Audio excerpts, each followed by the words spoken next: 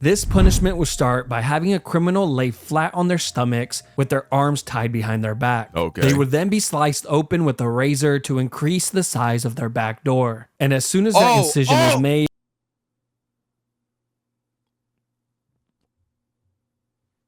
bro, just imagine.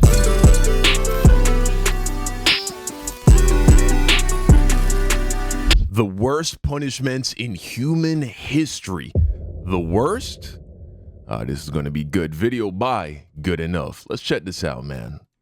What are the worst punishments in human history? let's start with the bad and slowly work our way towards the stuff of nightmares. Number 10, the Rat Dungeon. If you were alive in London, England during the medieval period, you would have definitely heard about the Rat Dungeon, since this punishment struck paralyzing fear into the hearts of even the most hardened criminals. This was a cell that was located— Wasn't England also ground zero for the Black Plague? Man, they have a terrible history with rats, man. That's nasty. at the bottom of the London Tower, where prisoners were shackled and chained in complete darkness. But here's the thing, the dungeon was connected to the nearby river and just below the river's waterline, so that when the water levels rose, all the rats that lived along the riverbed would be pushed out of their shelters and forced to swim downstream. This would of course lead the hungry and angry rats towards the entrance of the dungeon, where they would then come face to face with the prisoner. But to the unlucky prisoner, he never actually saw anything, and all he would hear were the soft scurries of the rats' feet entering the dungeon.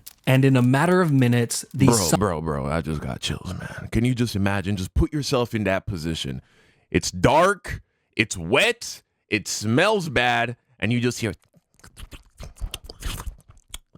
and you just feel like you feel on your legs, bro, and then all of a sudden someone's biting you and it's ratting, so it's on your back, bro. Hell no, bro. Nah, this is terrible. I'm already tapping out. How does it get any worse than this? soft noises were in the hundreds and all around him. These angry and aggressive rats would then begin to take small bites from the prisoner, who had no way of defending himself. Now, he might be able to shake the rats off for a few hours, but eventually the prisoner would pass out from pure exhaustion. Asleep. And while he slept, the rats would continue to take bites from his flesh. Eventually, when he would wake up, he would discover hundreds of bites throughout his entire body. But it didn't stop there. The prisoner was left here for days or weeks on end, depending on his crime. But towards the end of the medieval period, this form of punishment just got more and more deranged, eventually becoming a form of execution, where prisoners would just be thrown in the dungeon and forgotten about. Number 9, the rack. This was yet another punishment that took place in the London Tower. The rack was a torture device that was used in many places throughout history. This form of punishment Again in London, what is good with the UK? Y'all need to chill. was originally designed for getting a confession, usually from criminals, slaves, or prisoners of war. The device looked like a large ladder, but instead of secure steps, they would actually rotate like a rolling pin. You see, when a prisoner was placed on the rack, he would have his feet and wrists tied to a ratchet pulley system, where two legal officials would slowly tighten the ropes and locking them in place, placing an increasing amount of strain on the prisoner's shoulders, hips, knees, and elbows with every single turn. This was all done to get information, but of course, a lot of the times the truth was not accepted as reality, and the prisoner would then begin to say whatever he believed the officials wanted to hear. Sometimes it would work and the prisoners would be let go, while other times they would be tortured even more for lying. When the whole ordeal was over, prisoners were usually released with dislocated joints, but oftentimes they were left completely paralyzed. That was the case in England in 1447 when a 25-year-old girl named Anne Askew would be tortured on the rack for hours and hours on end. Bro, humans are vicious, cold, cruel creatures. How do we do this to one another? And left completely paralyzed after all her joints were dislocated. She was then carried on a chair and burned alive at the stake. All this because she read and memorized scriptures from the Bible, which she preached in private to a small group of women, which were the exact women she refused to name. Sounds like she deserved it. What you doing? Reading? Teaching? Huh? Lady? Nah, it's just a shame, though, how poorly we've treated one another, and especially women, throughout human history. It's disgusting, despicable. Man. and exposed during her torture. You see, during this time period, if you followed any religion other than the Catholic Church, you better not say a word to anybody, including your own husband, which was the person that turned her in. Number 8, keel hauling. Yeah, man, the things people will do in the name of God. Crazy, right? This brutal punishment was carried out at sea on sailors who would steal or be violent towards others and would usually result in death. Keel hauling would start with a sailor having his arms tied with a rope, then looped around the entire circumference of the ship before being tied off to his feet. The sailor would then be thrown overboard while the group of men on board pulled on the rope to slowly drag him around the outside of the ship, including over the keel, which is how this punishment gets its name. But a lot of the times, the sailor wouldn't even have to worry about it, since they were dead before they ever reached it. Right. Kinda just depends on how hard the guys on the rope feel like working that day. Not only would the sailors be drowning and getting their backs and necks broken on the keel, they were also getting sliced apart like a cheese grater by all the sharp barnacles on the outside of the ship. But if by some miracle a sailor actually happens to make it all the way around the ship without dying, one of 3 things will happen. 1, he would be sent for round 2, and for sure be dead by then. 2, be freed and allowed back on the ship, where he would then slowly die. Yeah, no, fuck that. Kill me. Kill me. To infections. Or 3, live the rest of his life single and being made fun of, since he was now fully covered in scars from head to toe. Number 7, crushed by elephants. Now we are getting to the part of the list where living is no longer an option. Right. This form of punishment has been used by many countries Yeah, these are just executions after this point. throughout history, but was most recently used by India in the 19th century, which is really not that long ago if you really think about it. Like, 1800s? your great-grandma could have witnessed one of these. What type of crimes would you have to commit to be crushed by an elephant, you might ask? Well, apparently if you failed to pay your taxes, that was good enough. And of course, stealing or being an enemy soldier was also a great way to become a tortilla. But the most disturbing case in history was when the 4th Mughal Emperor of India ordered an enormous amount of criminals to be crushed to death in a single day, simply because he was bored and needed some entertainment. The guy who forgot to pay his taxes, crushed. The man who stole an apple from the local market, crushed. The little orphan who jaywalked across the street, crushed. The man who murdered his neighbor and added his remains to a large pot of tomato soup, then fed that soup to his family and watched them eat it from the shadows with a creepy smirk on his face. Not crushed. He's alright. Apparently he makes a damn good soup.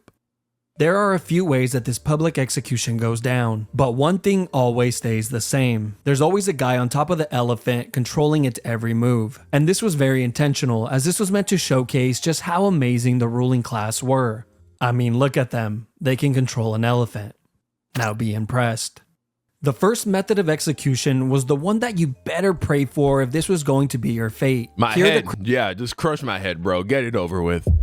Oh, man, I don't want him stepping on my torso or my pelvis or my knees or not. Just get it over with. Crush my head. Let's get this done. Criminals would have their arms tied behind their back and their heads placed on a pedestal, where it was then crushed like a grape by the elephant's foot. Now, the second method is much more cruel. The criminal would be placed flat on the floor with their arms tied behind their backs. Then the elephants would be guided to walk over the person's body, and hopefully the criminal would die on the first go. But sometimes they just end up crushing you would pop like a grape. Leg or an arm, so the elephant then has to make a U-turn and try again and again and again.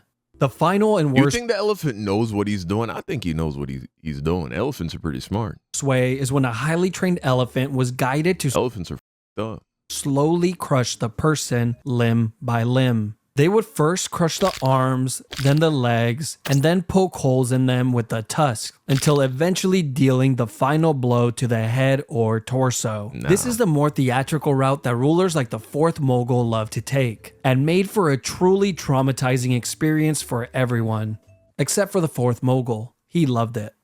Number 6. Impalement. probably one of the grossest and most cruel forms of punishment on the list. This has been used by a few countries throughout history, but was most recently used in Egypt in the 17th century, usually against criminals that were highway robbers, grave thieves, or anyone who would try and start a rebellion. This punishment would start by having a criminal lay flat on their stomachs with their arms tied behind their back. Okay. They would then be sliced open with a razor to increase the size of their back door. And as soon as that incision was made,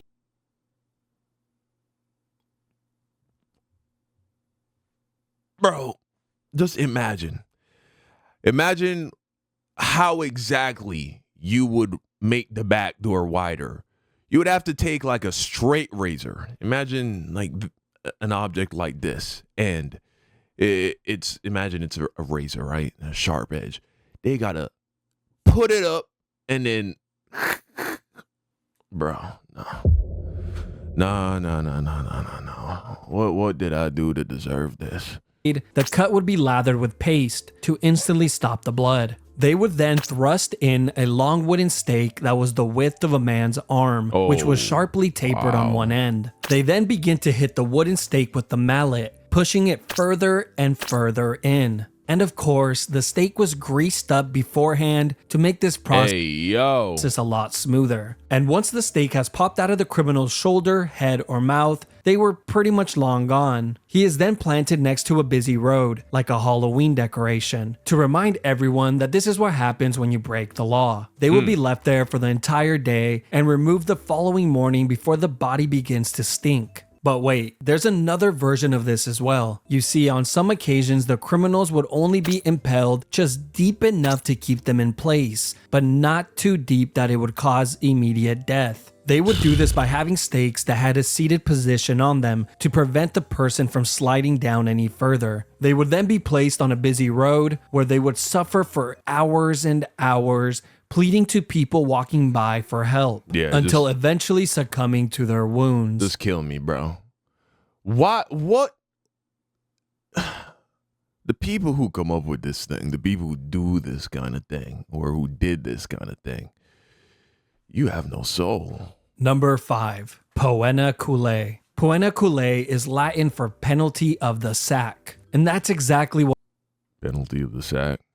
I don't like where this is going. It was, just a lot more terrifying and cruel. This was an exclusive punishment for anyone that would murder their own family members. This was first seen in the 2nd century in Rome, but would later be used by the Germans in the 18th century. This all begins with a convicted murderer. Them Germans, man. They got a history of doing some when you really take a look into it. Being placed inside a thick leather bag. But just to make sure the man isn't lonely, they would then add a dog, a rooster, a viper, and a monkey. I don't know what these animals did. Okay, so this isn't going the direction I thought it was gonna go. I thought it was gonna have something to do with your sack, but it looks like you get put inside a sack with a bunch of vicious animals. All right. To deserve this, but hey, at least the evil family murderer doesn't die alone. That's true though. Murdering your family, pretty horrendous thing. I don't feel so bad for you if you have to suffer like this. Once all the animals are added inside the bag, it is then sewn shut, creating an almost airtight seal. Now you would think this would be horrible enough, but no, this is just the beginning. Because as soon as the bag is sewn shut, it is then tossed into the ocean. This is but unnecessary. Don't worry. This is incredibly unnecessary. Like, now you're just unnecessarily killing animals. Later on, these murderers would be given the option to either be placed inside the leather bag or be sent to perform at the Colosseum, where they can perform the act of being mauled to death in front of all of their loved ones and peers. You know, at least they had the option. Number 4. Rats. This is one of the most sick punishments in all of human history, and it involves the use of rats. I will cover 2 of them here as they are very similar. The first use of this form of punishment dates back to 1568 during the 80 Years' War. A Dutch leader named Diederik Sonoy would often use this method of punishment, which involved placing a rat inside of a clay bowl, then placing it topside down on a prisoner's stomach, chest, face, or groin. Then the back of the bowl would be heated with either a torch or some coals, causing the rat to go into a full-on panic, trying to escape from the heat. and its only way out was to burrow into the human. Once inside, it would continue to chew and tear apart whatever was in its way, desperately searching for a way out. Eventually, the rat finds its way out of the maze and survives. The same could not be said for the prisoner. But the second method was much, much worse. How does it get worse than that? And was highly secretive since it was used under the guidance of the dictator Augusto Pinochet, where he held power from 1976 through 1983. They called it the rectoscope. I don't like where this is going already. And I'm sure you have already figured out where this is going. Yes, it's exactly what you think. They would place a tube on a prisoner's back door, then insert a rat inside of the tube. The rat would then begin to burrow its way in. These people were so sick that they actually expected the prisoners to answer questions while this was going on. Eventually, the rat would find its way in and begin to move forward to find its way out. Nobody really knows how many people died from this punishment, but we do know that a ton of people went missing. What is it with the people who come up with ways of torturing humans and assholes, bro, and booty holes? It's like there's an obsession. It's like, oh, we want to torture a guy. Their mind just instantly goes to the booty. This dictator was in charge. Number 3, gibbeting. The last known use was in the early 1900s in Afghanistan. This all came to light in 1921 when the National Geographic published this image in their magazine. But when you think about it, where do parents spank their children conventionally, right? Historically, on their butts? There's something going on with humans and butts, man. I don't know what it is. And then, of course, what is one of the favorite parts of the female figure for men? The booty. What is it about the booty? It's so stinky. This was also used in the United States from time to time during the 17th and 18th century. One notable example was in Boston, Massachusetts, where a few pirates were hung at the Boston Harbor, which served as a warning to any sailors that were approaching Boston. Now let's talk about England, since they love this form of punishment so much. In England, this was used on traitors, murderers, pirates, and thieves. But after the year 1752, the Murder Act was passed, which required that all convicted murderers must be put to death by being publicly dissected or by gibbeting of some sort. And over 134 confirmed people met this fate. Wow. The most common form of gibbeting were actually cages, and they looked like this. Oh. It was an all-steel cage that was shaped tightly to the form of a human body, which was so tight that it would not allow the person inside to move. They were then hung 30 feet or more off the floor, usually on a public road or waterhole, to ensure that the most amount of people could witness this monstrosity. But I could only assume this was more annoying than anything, since every time you get thirsty and needed to fill up your container of water, you would have to deal with the dying man begging you for a sip. Over here! But the annoyance and torture of the public didn't stop there, because after the criminals would die in the cages, the body would be left inside to rot for years and years on end, with the locals complaining that the smell of death was so pungent that they couldn't even sleep at night. There's even been reports that some human remains stayed inside of these cages for over 20 years. I think they just got lazy. I think it's just one of those things where it's like, I don't even want to open it. You know what I'm saying? You ever had something like that? Like a container, something that... Oh, here's a perfect example. You ever leave food in a container in the fridge too long and it starts to spoil? And it's like in the back of the fridge and you're like, oh, I got to deal with that. I got to take that out, right? Just a container of food anywhere. It doesn't even necessarily got to be the fridge. You're just like, oh, I know I'm supposed to. And you just leave it, bro. Maybe you throw it away.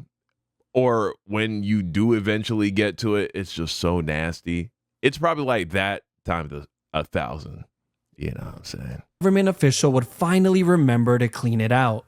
Number 2, scaphism. This was a form of punishment that was used by the ancient Persian Empire on anyone that would be convicted of murder. First, the criminal would be placed inside of a boat on their backs and tied down. The boat had 4 holes cut out so that the person's arms and legs would be outside of the boat and in the water. They were then force-fed large quantities of honey and milk until their stomachs were visibly full. They would then proceed to lather their entire body with the milk and honey as well. After all these steps were completed, he was then pushed out to the... All right, so far it just sounds like a delicious meal and some moisturizer. What happens next? middle of the lake where he was completely exposed to the heat of the sun. But the sun would soon become the least of his worries. You see, the reason they fed him milk and honey was not because it was a great last meal, but because this combination causes the person to get extreme diarrhea, which Really? mixed with the sweet honey attracts rodents, bugs, my wasps, God. bees, flies, and whatever other animals live near the lake. After being tormented by the animals throughout the entire night, you would think that the daytime maybe gets a little better. No, because as soon as the sun rises the following day, the person inside of the boat gets another gigantic meal of milk and honey and an additional Bro. lathering. This would be Why? Why do this to people? Why not just execute them if you're gonna execute them? Why? What is this sick game that you're playing? done on a daily basis to prolong the punishment for as long as possible. It was also well documented that the rodents would continuously attempt to burrow inside of the person through I know exactly where it was gonna be in the booty. their back door. Yeah, They were probably it's gotta be there. Why? I don't know. trying to get a head start on their Bro, next could meal. you imagine like squirming, trying to keep him from crawling up your derriere? And eventually you just get so tired and you just give in and you just let it happen. Oh my gosh, bro, this truly is horrible. A writer named John Sonaris wrote in great detail about one of these incidents. He would go on to say that it was one of the most horrid and cruel forms of punishment since it was terribly long and seemed to have no end in sight. He wrote about a man who survived for an entire 17 days before he finally died from his wounds. Apparently, the man spent his last few days with his entire face completely covered with wasps, and his flesh rotting away filled with swarms of parasites and worms, all while being covered in his own filth. Nah, bro, I would have gave the soul up. Like in the story of Jesus, he was on the cross and he was just like, man, and he just died. He was like, Father, take me. I would have did something like that, bro. I would not have 17 days of this. Nah, dude. Number 1. The oubliette. Oubliette simply means to forget in French. This was a punishment that was used in many places throughout history, including in the London Tower, Of which had course, London. I'm never going to London, man. Y'all got some craziness in your DNA. a small and confined room called Little Ease. Not only was this room pitch black, it was also so small that prisoners could not sit, stand, or lay down while inside it, and they would be left in this uncomfortable position for days on end. One of the most famous oubliettes is not the one in the London Tower, but in the neighboring district of Warwick, inside of Warwick Castle. Here, deep underground in the castle's dungeons, is a very small and narrow cell, completely made of stone, which has a metal door to close it shut. Prisoners were tossed inside of the cell and forgotten about, as the name implies. The prisoner would just have to sit there and wait for their inevitable death, which usually came in a few days from dehydration or starvation. Right. Now, of course, this would be the best case scenario, because in reality, most of the time there would already be a rotting corpse inside of the cell to keep the new prisoner company. The previous occupier of the cell would serve as a daily reminder of his upcoming fate. But that's not the only companions that he will have, since the underground dungeons Of course, the rats. And you know where they're going. You know where they're trying to go. are completely infested with rats that have developed a taste for human flesh. But wait, there's more. These oubliettes existed in many of the castles throughout Europe, and in recent times they have actually discovered these dungeons with dozens, if not hundreds, of human remains inside of it, as proof that they were hardly ever cleaned. Like in Leap Castle of Ireland, where in 1900, during the castle's renovation, a worker found a small opening behind a wall inside of the chapel. This hole had an 8-foot drop that led to a large oubliette, and what the worker found inside shocked him, since it was filled with so many skeletons that they needed multiple cartloads to clear it all out. But just when you think this section is over, it just keeps on giving. You see, there's been many stories of men who have been placed inside one of these dungeons and kept alive for years and years on end, surviving off crumbs of food and minimal amounts of water, prolonging their inevitable demise. Why? I would just let myself die. I wouldn't do it. Once I realize they're not letting me out, yeah, I'll stop eating, stop drinking. Just get it over with. For as long as humanly possible. These cells were sometimes even placed on ground level so they can hear the voices and laughter of the people outside, an experience that they will never get again in this lifetime. Bro, human beings truly are some of the most cruel creatures that walk this planet. The most cruel creatures, actually. I don't think there's an animal on the earth that is more sick than a human when it comes to hurting other beings. I'm traumatized. Well, thank you for watching.